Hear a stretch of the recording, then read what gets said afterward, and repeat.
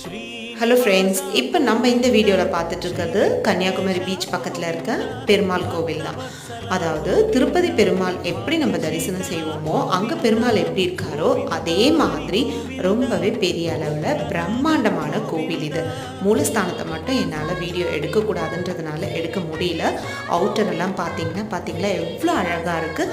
So ரொம்பவே சூப்பராக இருக்குது. அதே மாதிரி பத்மாவதி அம்மன் ஆண்டாள் டெம்பிளும் இந்த கோவிலுக்குள்ளேயே இருக்குது. சுற்றி பார்த்திங்கன்னா பீச் தான், சன்செட் எல்லாமே நல்லாவே நமக்கு தெரியும்.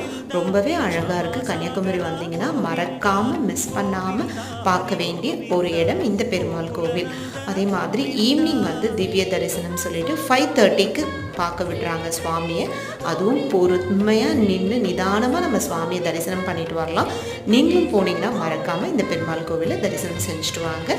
நன்றி. வாழ்க வளமுடன்.